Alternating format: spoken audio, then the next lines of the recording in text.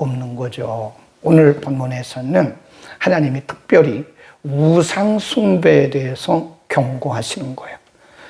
이미 우상 숭배에 대해서는 출애굽기 20장에 보면 10계명에 1계명, 2계명, 3계명 이 계명들이 다 우상 숭배와 관련된 거거든요.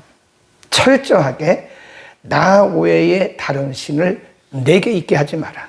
만드는 거, 그리는 거, 절하는 거, 숭배하는 거 어떤 것으로도 내 앞에 있게 하지 마라. 오늘 본문에 보면 우상 숭배를 했을 경우에 어떤 결과가 올 것이냐. 거기 한번 보겠습니다. 18절입니다. 18절 너희 중에 남자나 여자나 가축이나 또 집 하나 오늘날 그 마음이 우리 하나님 여호와를 떠나서 그 모든 민족의 신들에게 가서 섬길까 염려하며 독초와 쑥의 뿌리가 너희 중에 생겨서 19절 이 저주의 말을 듣고도 심중에 스스로 위로하여 이르기를 내가 내 마음을 강팍하게 하여 젖은 것과 마른 것을 멸할지라도 평안하리라 할까 염려하라. 이게 무슨 얘기냐면 하나님은 우상 숭배의 위험성에 대해서 이미 경고했다는 거예요. 그런데 그 말씀을 무시하고 쑥과 독초라고 하는 것은 마음에 일어나는 거부하는 불순종의 마음을 의미하는 거예요. 만일 너희가 가나안 땅에 들어가서 내가 너희에게 이미 우상 숭배에 대해서 경고하고 경계했음에도 불구하고 그 말씀을 너희가 무시하고 스스로 너희 마음에 위로해서 쑥과 독초가 너희 마음속에 나면 그런 말씀이에요. 그러니까 우리가 하나님의 말씀에 순종하는 것은요, 성령께서 우리에게 은혜를 주셔야 돼요. 어떤 사람도 성령의 은혜가 없이는, 하나님의 은혜가 없이는 순종할 수 없습니다. 성령의 충만함을 받는다는 것은 무슨 방언을 하고 영적인 은사를 받고 그거보다 더 중요한 게 뭐냐면 말씀에 순종하는 거예요. 성령의 은혜가 우리에게 임해야 우리가 말씀에 순종도 하고 말씀대로 살아갑니다. 근데 여기 보면 다시 보세요.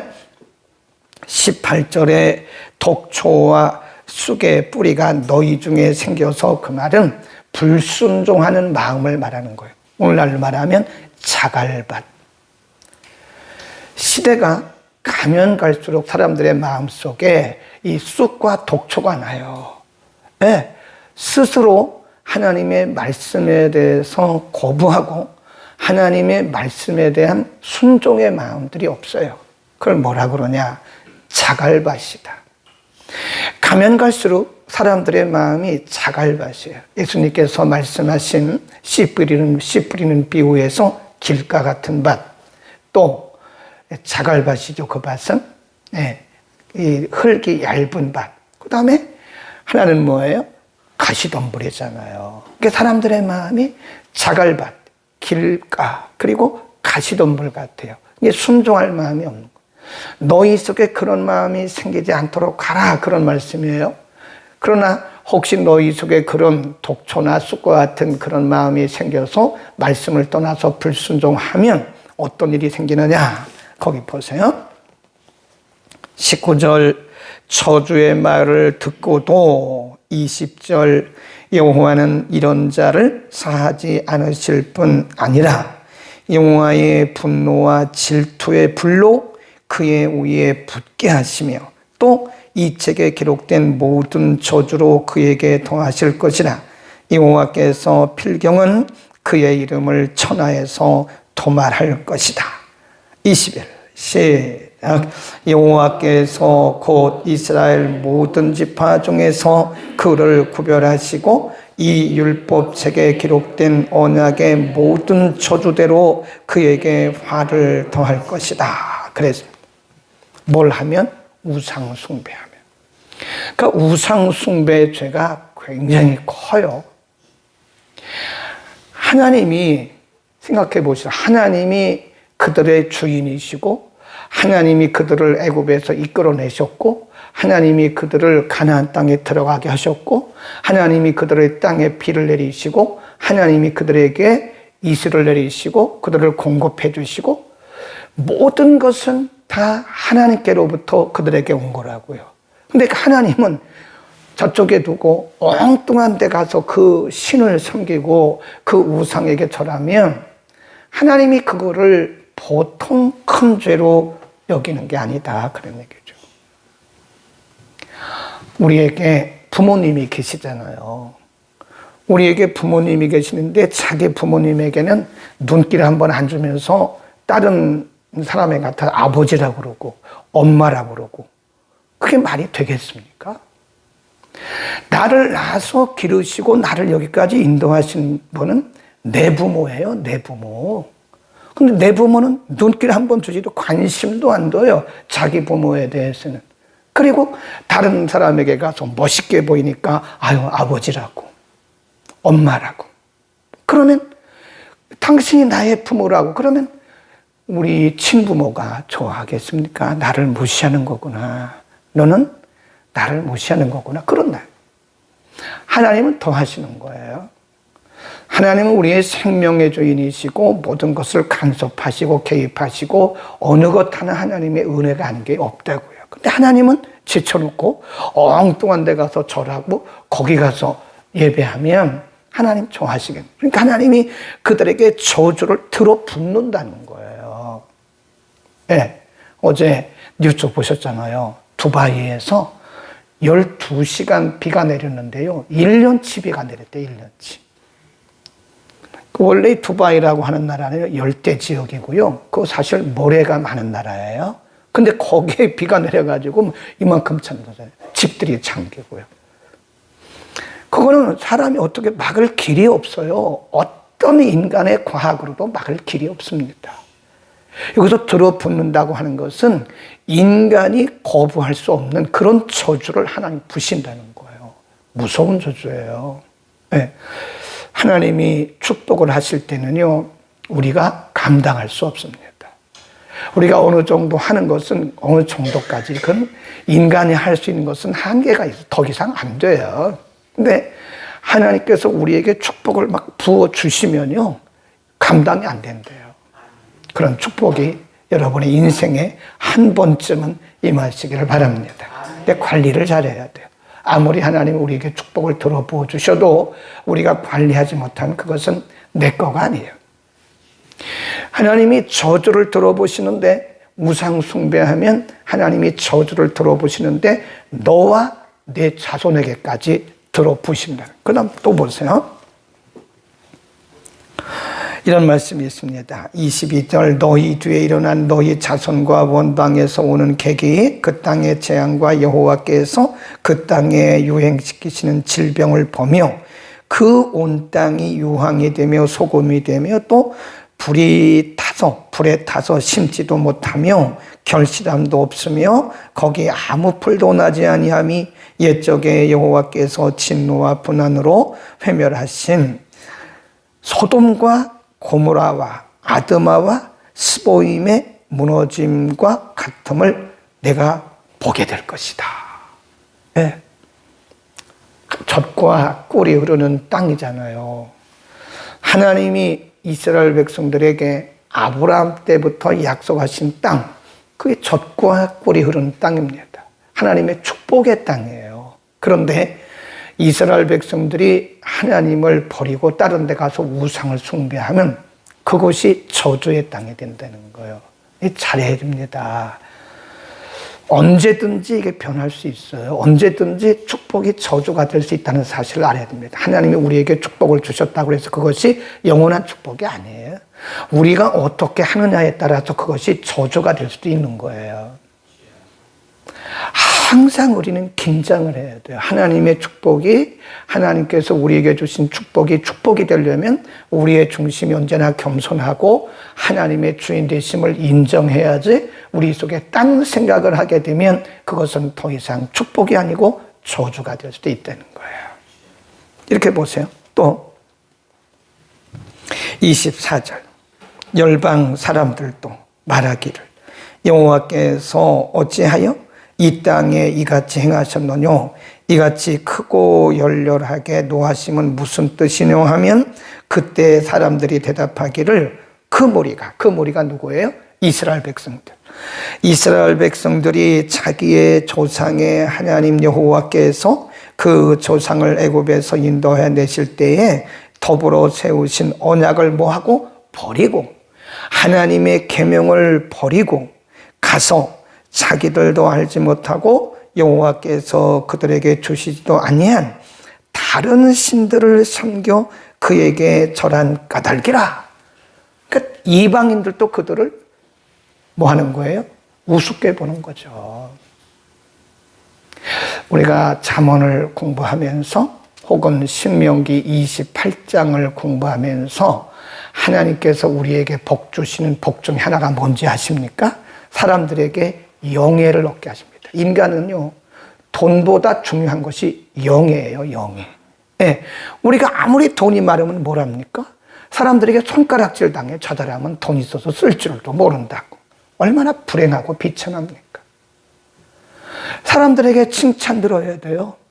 로마서에 보면 그리스도의 사람들은 하나님께도 칭찬 듣고 사람에게도 칭찬 듣는다고 그랬어요. 아이고 나는 핍박받고 있다고.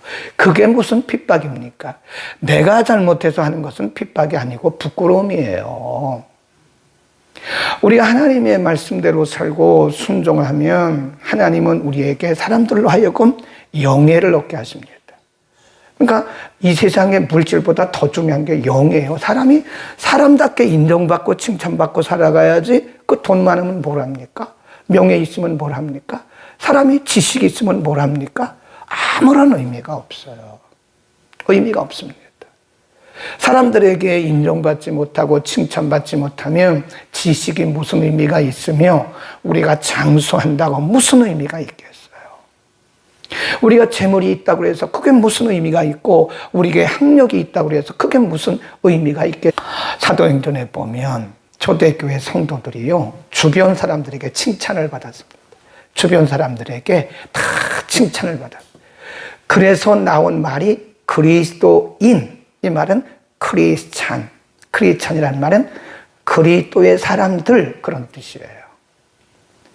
교회가 만들어낸 용어가 아닙니다. 그게 그리스도인이란 말은 주변에 있는 비신자들, 이방인들이 만들어낸 말이에요. 초대교회 성도들을 보면서 아름답게 살아가는 그 모습을 보면서 초대교회 성도들을 보면서 주변에 있는 사람들이 저 사람들이 그리스도인들이네 라고 이방인들이 칭찬한, 그게 오늘날 크리스찬이란 말을 오늘 우리가 쓰게 된 거예요. 하나님을 떠나서 우상을 숭배하면요 부끄러움을 당합니다. 그 얘기. 불신자들에게, 이방인들에게 부끄러움을 당해요. 저 사람들은 자기 하나님을 떠나서 말씀을 어기고 우상을 숭배했대. 그런 우상 숭배의 죄가 굉장히 큽니다, 여러분. 하나님을 우리가 하나님으로 인정하고 섬기면 하나님이 우리에게 대대로 복을 주시는데, 만일 우리가 우상을 숭배하잖아요. 그러면 3, 4대까지, 그래도 하나님이 자비로우신 분이에요. 3, 4대까지 그 죄가 내려간다 그랬어요. 절입니다. 29절 시작. 오묘한 일은 우리 하나님 여호와께 속하였거니와 나타난 일은 영구히 우리 자손에게 속하였나니 이는 우리로 이 율법의 모든 말씀을 행하게 하려 하심이라. 거기 앞에 부분에 보면요, 오묘한 일은 우리 하나님께 속하였다, 그런 말씀이 있어요. 그게 뭐냐면 이 모든 것이 살아계신 하나님께 속했다, 그런 얘기입니다. 그러니까 하나님이 절대 주권자라는 거예요. 우리가 신앙의 시작은요, 믿음의 시작은 하나님의 절대 주권을 인정할 때부터 시작이 됩니다. 어느 누구도 하나님이 내 생명의 주인이시고 어느 누구도 하나님이 모든 것의 주권자라는 사실을 인정하지 않는다면 그것은 믿음이 아닙니다. 성경적 믿음은, 진짜 믿음은 하나님의 절대 주권과 주인 되심을 인정할 때부터 사실은 믿음이 시작이 되는 거예요. 내가 했다고 생각하는 거죠. 그것은 어떻게 보면 하나님의 절대 주권을 인정하는 게 아니에요.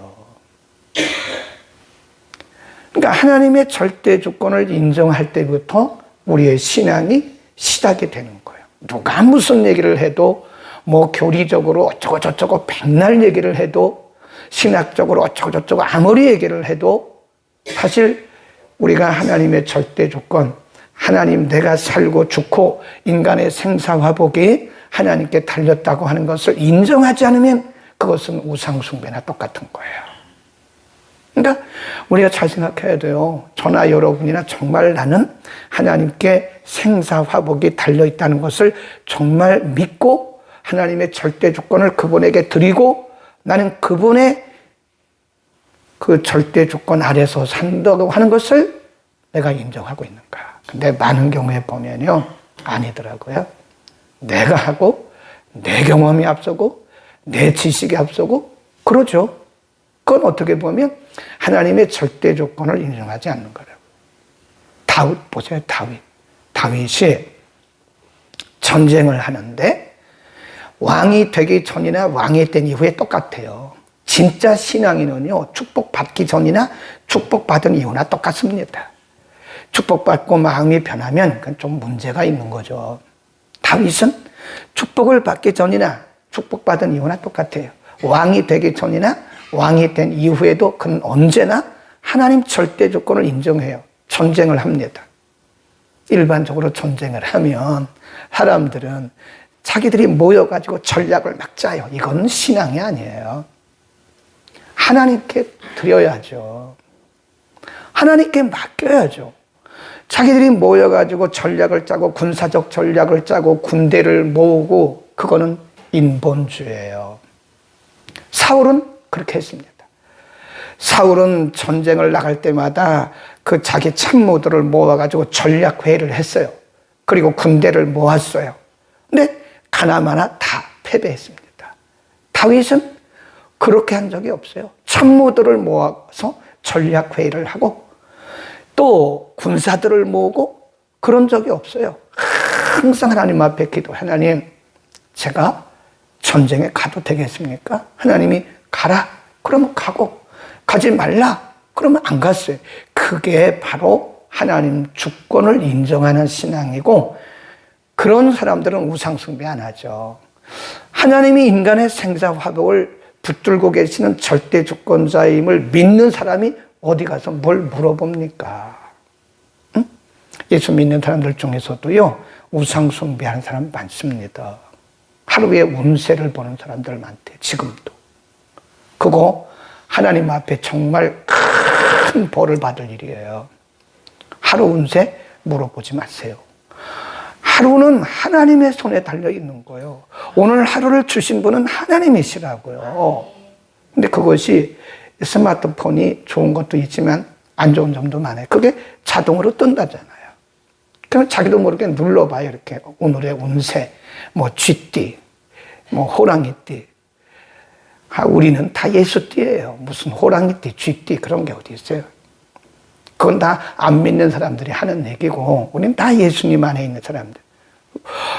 오늘 하루의 모든 것들이 하나님의 손에 달려있는 거지 안 믿는 사람들처럼 그렇게 우상 숭배하듯이 하루의 운세를 보고 그런 거 하지 말라고요. 하나님 정말 싫어하십니다. 그것도 우상 숭배나 똑같은 거예요. 여기서 우상 숭배를 이렇게 강력하게 말씀하시고 경고하시고 경계하고 계시는 것은 뭘 인정하라는 거예요? 반정적으로 말하면 하나님의 절대 주권, 하나님의 주인 되심을 인정하라는 거예요. 오늘 하루도 우리는 모든 것들 하나님께 다 맡깁시다. 맡겨야 하나님이 책임을 지세요. 어제 얘기했잖아요. 우리가 맡기지 않는 거에 대해서는 하나님이 이렇게 보고만 계세요. 그런데 우리가 하나님 앞에 다 맡겨드리는 것은 그분이 책임을 지세요. 또 맡기고 우리의 모든 것을 하나님 앞에 맡기고 그분이 우리의 생사화복을 주관하신다는 사실을 우리가 고백할 수 있는 하루가 되기를 바랍니다. 기도합니다. 거룩하신 아버지, 하나님이 이스라엘 백성들을 애굽에서 인도하여 내셨고 가나안 땅을 주신 분도 하나님이신데 이스라엘 백성들의 마음에 쑥과 독초가 생겨서 하나님을 떠나고 언약을 버리고 가서 다른 신을 섬길 것을 경고하고 그들에게 우상 숭배를 철저하게 금하고 있듯이 오늘날도 하나님은 하나님만 우리의 생사화복을 주관하시며 하나님만 우리 인생의 주인이신 것을 이렇게도 우리에게 강조하고 가르쳐 주심을 감사합니다. 하나님, 오늘까지 우리가 살아오면서 내 생각, 내 뜻을 앞세우고 하나님은 단지 우리를 도와주시는 분으로만 그렇게 믿었다면 모든 것을 내려놓고 하나님의 주인 되심을 인정하며 모든 것을 하나님 앞에 맡기고 살아가는 온전한 믿음이 되게 하옵소서. 하나님의 주신 복이 되게 하시고 행여나 우리 가운데 하나님의 주신 축복이 저주가 되지 않도록 잘 보존하고 누리고 흘려보내는 우리 모두가 되게 하여 주옵소서. 하나님보다 더 사랑하는 것들을 하나씩 내려놓게 하시고 어떤 것도 하나님보다 더 사랑하는 사랑의 대상, 의지의 대상이 되지 않도록 하나님 은혜를 더하여 주옵소서. 예수 그리스도의 이름으로 기도드립니다. 아멘.